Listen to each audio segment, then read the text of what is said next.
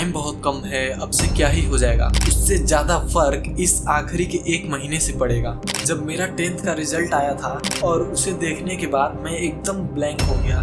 तुम्हें इन सब चीजों की जरूरत ही नहीं, बट रियलिटी में पढ़ाई जीरो। ऐसे ही तुम पूरा सिलेबस कंप्लीट कर लोगे और तुम्हें रियलाइज भी नहीं होगा। जनरली मैं सोचा नहीं था कि ऐसा वीडियो बनाऊंगा, बट जब मैंने अपने भाई को देखा तब मुझे लगा कि यार मैं भी तो 10th में इतना ही परेशान था।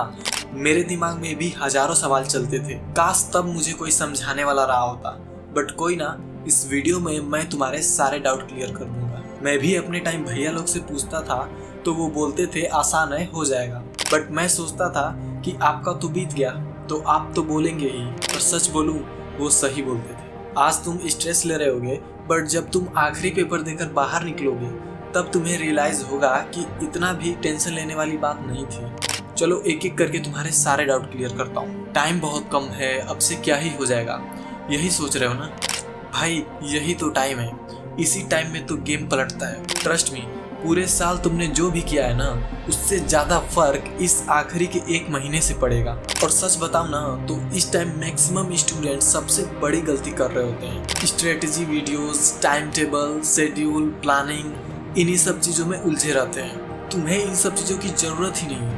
ये जो सारी वीडियोस होती है ना, ये तुम्हें सिर्फ एक फेक सेटिस्फेक्शन देती है, जिससे तुम्हें लगता है कि तुमने कुछ प्रोडक्टिव कर लिया, बट रियलिटी में पढ़ाई जीरो। तुम ना इस सिचुएशन से भागने के लिए वीडियोस का सहारा ले रहे हो, प्रॉब्लम्स को फेस नहीं कर रहे हो, उसे सॉल्व नहीं कर रहे हो। ये बिल्कुल उसी तरह है जैसे किसी को चोट लगी हो और वो पेन से बचने के लिए अल्कोहल पी ले। उसे लगेगा सब ठीक हो गया, बट जैसे ही नशा उतरेगा फिर उसे पेन शुरू हो जाएगा, और इससे बचने के लिए वो दोबारा ड्रिंक करेगा और फिर इसी लूप में फंस जाएगा। ठीक ऐसे ही जब तुम परेशान होते हो ना, तो strategy videos, time table, schedule, planning, इन्हीं सब चीज़ों में उलझे रहते हो। मैंने भी इन सब चीज़ों में अपना काफ़ी टाइम वेस्ट किया, इसलिए तुम्हें जेन्युइनली एडवाइस दे रहा हूँ, ऐसी चीज़ों की तलाश में मत रहो। पढ़ाई करो, पढ़ाई की प्लानिंग नहीं। पता है कुछ लोग ना इस वीडियो को देखते हुए भी ना स्क्रॉल कर रहे होंगे कि कोई और वीडियो मिल जाए और सब ठीक कर दे, लेकिन भैया क्या करें, बहुत टेंशन हो रहा है, कैसे हैंडल करें? इसको डील करने का ना एक ही तरीका है, खुद को बिजी रखो। मन ना भी करे ना तो जबरदस्ती पढ़ने बैठो। और हाँ, इन सब चीज़ों मत पढ़ो कि इतने बजे से ये करूँगा, उतने बजे से वो करूँगा।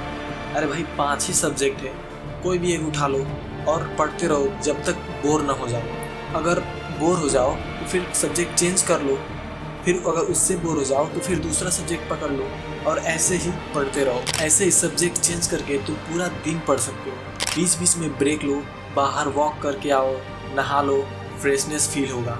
इसे तुम सिर्फ 5 दिन फॉलो करके देखो, फिर 5 दिन बाद तुम जब पीछे मुड़ के देखोगे तब तुम्हें रियलाइज होगा यार 5 दिन में मैंने काफ़ी सिलेबस कंप्लीट कर लिया।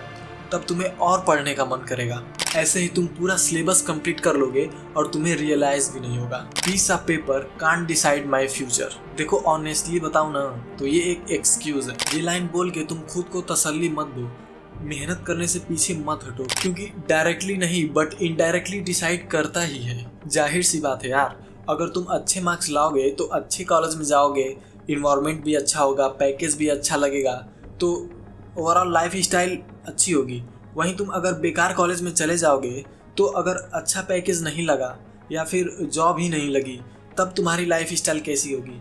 तो अब बताओ, डिसाइड करता है कि नहीं? अब कहोगे कि भैया मैं कौन सा जेईई नीट का एग्ज़ाम दे रहा हूँ, मैं तो 10th का एग्ज़ाम दे रहा हूँ ना, और ये थोड़ी मेरा फ्यूचर डिसाइड कर सकता है। देखो 10वीं का एग्ज़ाम तुम्हारा करियर डिसाइड नहीं कर सकता, बट ये बता सकता है कि तुम 10th में जब थे तो कितना सिंसियर और हार्ड वर्किंग थे। और पता है इसका फ़ायदा तुम्हें कैसे होगा? जब तुम आगे चल के जेईई नीट या फिर किसी भी कंपटीशन की प्रिपरेशन करोगे और उस टाइम तुम्हें जब गिव अप करने का मन करेगा, तब तुम्हारा माइंड बोलेगा कि भाई तुमने 10th में 95% लाया है, तुमने 98% लाया है, तुम कैसे गिव अप कर सकते हो? याद है तुमने रात रात भर कैसे पढ़ते थे?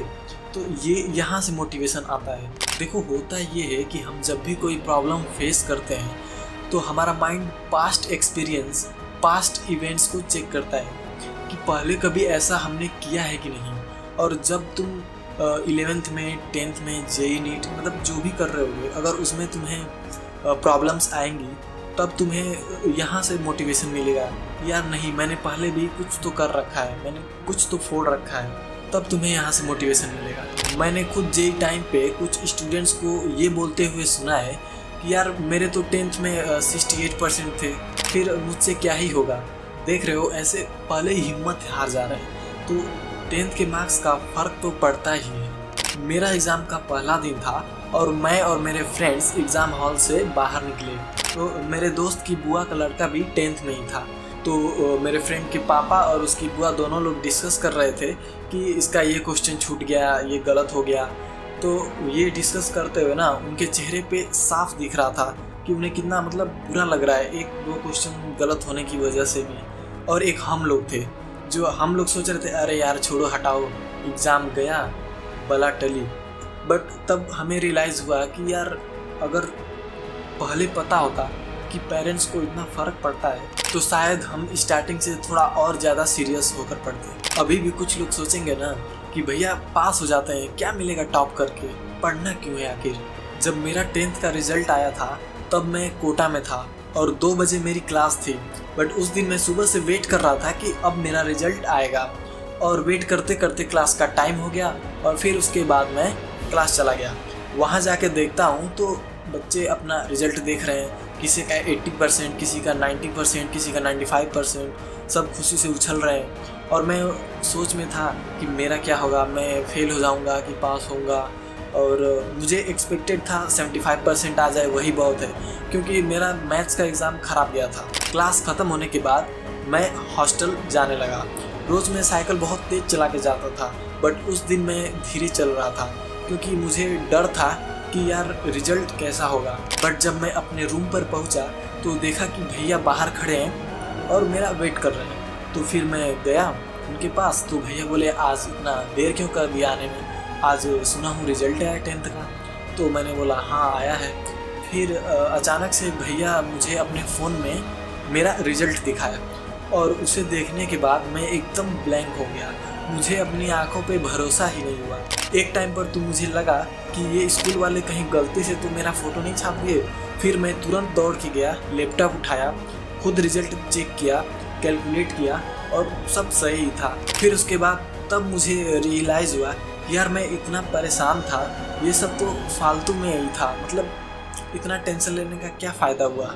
और उसके बाद बट एक चीज़ जो सबसे इम्पोर्टेंट थी कि भैया बहुत खुश थे और ये चीज़ देख के मैं बहुत खुश था। तुम सोच रहे थे ना कि भैया पढ़ना क्यों है, तो भाई इसी मोमेंट के लिए पढ़ना है। जब तुम्हारे रिजल्ट से अपने पेरेंट्स को खुश होते देखोगे ना तब तुम्हें रियलाइज़ होगा कि तुमने कितना अच्छा काम किया है। इसलिए मत सोचो कि ये मैं क्या पढ़ रहा हूँ, ये मुझे काम आएगा कि नहीं, बस पढ़ो। क्योंकि अगर if it makes your parents happy ना देन जस्ट डू इट यार, जस्ट डू इट। इस वीडियो को बनाने का मेरा पर्पस तुम्हें मोटिवेट करना नहीं था बट तुम्हें ये रियलाइज़ करवाना था कि जो तुम इतना टेंशन ले रहे हो ना ये सब इमेजिनरी है। ये तुम उस चीज़ का टेंशन ले रहे हो जो एक्चुअल में हुआ ही नहीं है। तो इन सब चीज़ों में टाइम वेस्ट करने से क्या फ़ायदा। जो बीत गया उसे सोच के जो चल रहा है उसे ख़राब मत करो, बाकी चॉइस तुम्हारी है।